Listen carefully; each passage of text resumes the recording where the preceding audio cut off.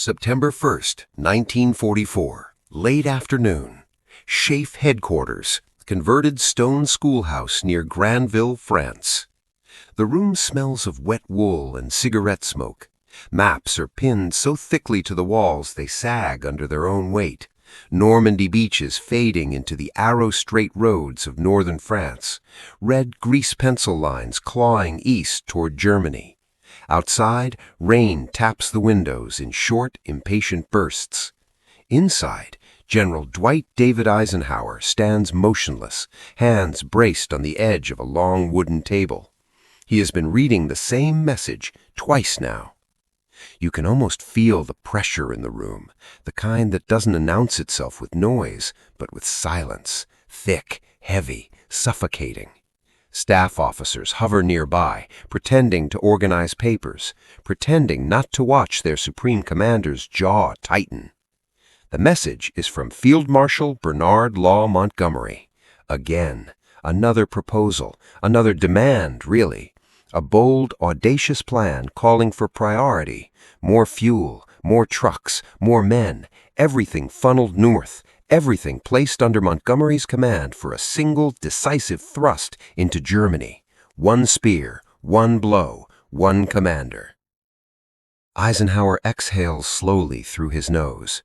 For weeks now, since the breakout from Normandy, Montgomery has been pushing this idea with relentless energy.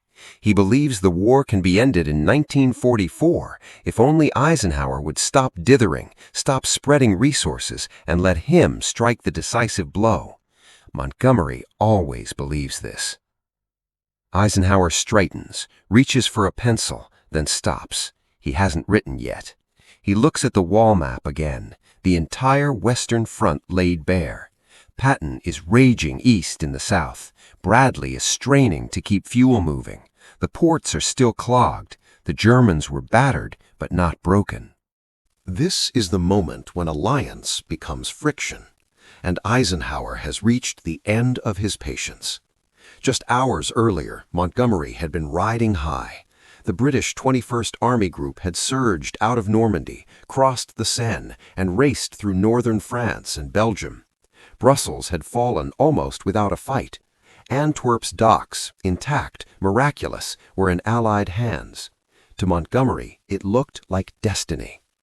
He saw the war narrowing to a point, his point, a corridor through Holland, across the Rhine, straight into the industrial heart of Germany. The Americans, in his view, could protect the flanks while he delivered the knockout punch. Montgomery's staff fed the vision. His chief of staff, Freddie de Gongand, carefully polished the arguments. Fuel shortages? Temporary. German resistance? Crumbling. Command unity? Essential. Montgomery dictated message after message to SHAFE, polite, firm, insistent. He did not see them as challenges, he saw them as inevitabilities. Eisenhower saw something else. He had spent his entire war doing one thing above all others, holding men together. British and American, Patton and Bradley, Montgomery and Montgomery. Alliance warfare, he knew, was not about brilliance alone. It was about balance, about preventing one ego from tearing apart the fragile structure holding millions of men in the field. And Montgomery's ambition, barely concealed now, threatened exactly that. The Supreme Commander had already compromised more than he liked. He had given Montgomery priority once. He had allowed the northern thrust to dominate supplies longer than planned. Each time, Montgomery came back asking for more. Always more. Now, with the front stretched thin and fuel depots running dry, Montgomery wanted Eisenhower to abandon the agreed broad front strategy entirely. Eisenhower pushes away from the table and turns to his chief of staff, Walter Bedell Smith. "Get me a clean sheet," he says quietly. Smith doesn't ask questions. He knows that tone. The room empties. When Eisenhower sits, he does not dictate, he writes himself. The words that begin to form are not dramatic, they are not ornate, they are sharp, blunt. This is not a negotiation, this is a line being drawn. Eisenhower makes it clear, painfully clear, that Montgomery will not receive supreme ground command. There will be no single thrust monopolizing Allied resources. The broad front will continue. Montgomery will operate within it, not above it. And then comes the sentence that stops everyone cold when they later read it. According to aides who saw the draft, Eisenhower writes, without qualifiers, without softening, that if Montgomery cannot operate within the agreed framework, then Eisenhower will find someone who can. In military language, this is nuclear. It is not a threat of dismissal. It is worse. It is the suggestion that Montgomery's indispensability is a myth. Eisenhower pauses, rereads, and adds one more line, measured, devastating. The war will be won by cooperation, not by individual ambition.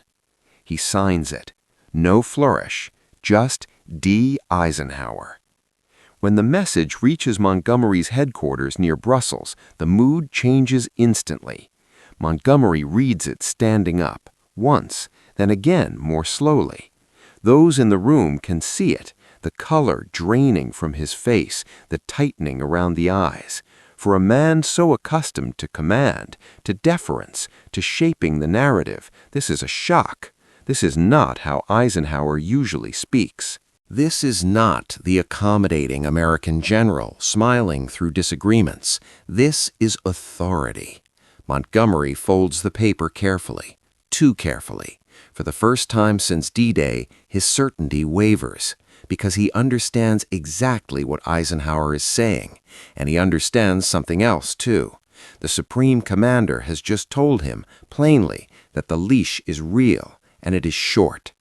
Outside, the war continues to surge forward. American columns burn fuel at a terrifying rate. German units retreat, regroup, and harden. The Rhine looms closer with every mile, wide and black and waiting. The decision made in this quiet headquarters room, this clash of will between two men, will determine how the Allies reach that river, and how many will die trying. Montgomery will not forget Eisenhower's words. He will comply, but compliance in Montgomery's mind is never the same as surrender.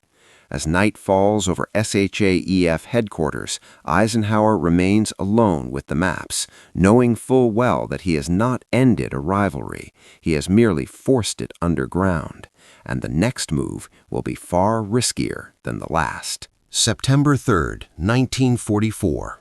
Early morning. Montgomery's tactical headquarters near Brussels. Dawn creeps in through the thin windows, gray and reluctant.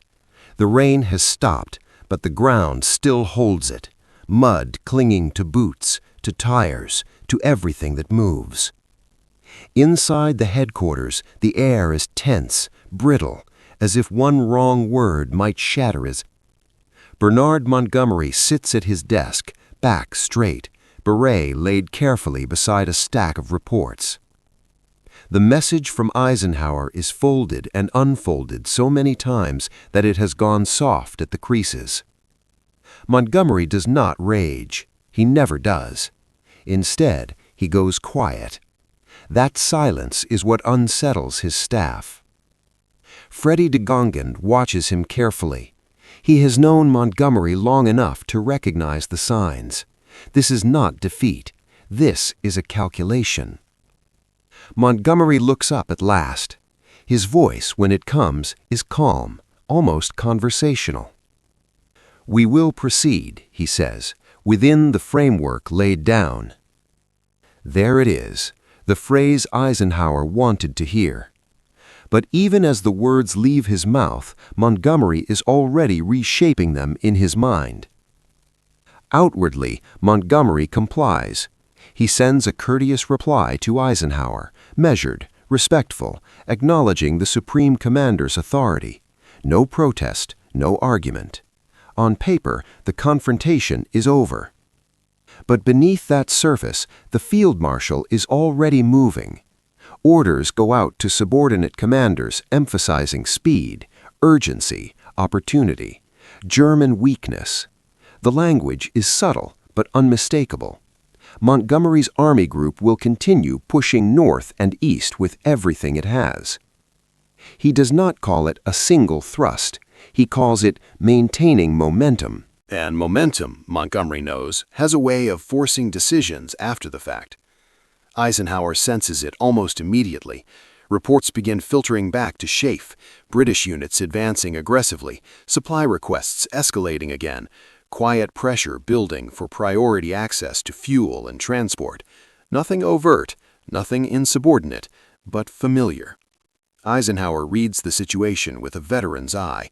He has commanded men like Montgomery his entire career, brilliant, driven, convinced history is waiting for them personally. He does not confront Montgomery again, not yet. Instead, Eisenhower tightens the machinery around him. Supply allocations are enforced more rigidly. American advances are publicly emphasized. Eisenhower visits Bradley. He visits Patton. He makes sure everyone knows the broad front is not theoretical, it is policy. This is commanded by gravity, not force. Still, the tension grows, because Montgomery is about to gamble. September 10, 1944, northern France. Montgomery's staff presents him with a plan that seems to solve everything. A bold airborne assault. 3 divisions of paratroopers dropped deep into the Netherlands. Bridges were seized intact. A narrow corridor punched through German lines. British armor racing north to meet them. It is audacious, elegant, risky. Operation Market Garden. Montgomery sees it instantly, not just as a military maneuver, but as vindication, proof that his instincts are right. Proof that speed, daring, and concentration can end the war before Christmas, and critically, it fits, at least on the surface, within Eisenhower's framework. This is not a demand for supreme command. This is a proposal. Eisenhower studies it carefully when it reaches SHAEF. He has doubts, serious ones. The supply lines are fragile. Intelligence on German armor near Arnhem is uncertain. The entire operation depends on timing so precise it borders on fantasy. But Eisenhower is also balancing realities. He knows he has already checked Montgomery once. Hard. Too hard, perhaps, to do so again so soon without consequences. Alliance comitics matter. British confidence matters. Momentum matters. And so Eisenhower approves it. With conditions. Limited scope, clear objectives, no deviation. Montgomery accepts, smiles even. September 17, 1944, 1300 hours, the skies over Holland. The sky fills with aircraft. C-47s drone overhead in endless lines. Gliders follow, silent and massive, wings trembling. Paratroopers stand in the doors, faces tight, hearts hammering. Then, green lights. Men pour into the sky. From the ground, Dutch civilians watch in disbelief as the heavens seem to open. Thousands of parachutes bloom, white and khaki, drifting slowly toward fields and roads and rivers. For a moment, it feels like destiny. For a moment, Montgomery's vision is alive. But war does not reward vision alone. The German response is faster than expected, harder. SS Panzer units, thought to be shattered, are very much alive near Arnhem. Radio failures isolate airborne units. Timetables slip. Bridges fall into chaos. British armor advances, but not fast enough. Every mile becomes a fight. Every delay compounds the next. Eisenhower follows the reports with a sinking feeling. This is exactly what he feared. Not incompetence, but fragility. A plan that requires perfection in a war defined by friction. As days pass, the situation worsens. At Arnhem, British paratroopers dig in, surrounded. Ammunition dwindles, casualties rise. Relief columns stall short of the river. Montgomery insists they are close, so close, but closeness does not cross rivers. September 25, 1944, Arnhem. The survivors pull back under the cover of darkness. Exhausted, wounded, silent. Operation Market Garden has failed. Not catastrophically, but decisively. The Rhine remains uncrossed. The war continues. When Eisenhower and Montgomery meet again, there is no explosion, no shouting, no accusations. There doesn't need to be. The facts speak for themselves. Montgomery defends the operation with characteristic confidence, arguing that it was 90% successful, that it nearly worked, that with just a little more support. Eisenhower listens. Then he ends the discussion. Gently, firmly. Market Garden, he makes clear, will be the last operation of its kind without full consensus. No more unilateral gambles disguised as cooperation. No more pressure campaigns through momentum. Montgomery nods. Again, compliance. But this time, something has shifted. The leash Eisenhower mentioned, the one Montgomery doubted, has tightened visibly. The broader Allied advance resumes as Eisenhower intended. Slow, grinding, relentless. Ports are cleared. Supply lines stabilized. The Siegfried Line looms ahead. Montgomery continues to command with skill and professionalism, but the era of his dominance is over. He is no longer the man who might end the war alone. Eisenhower has ensured that, not by humiliating him, but by containing him. In later years, Montgomery would downplay the confrontation. Eisenhower would barely mention it. No dramatic speeches, no memoir-worthy showdown. But those who were there understood. This was the moment the Supreme Commander asserted something more important than strategy: control. Because had Eisenhower not drawn that line, had he allowed ambition to outrun cohesion, the Allied advance might have shattered under its own weight. Instead, it held, and it marched on, toward the Rhine, toward Germany, toward the end. But not before one final test, one that would strain Eisenhower's philosophy to its absolute limit.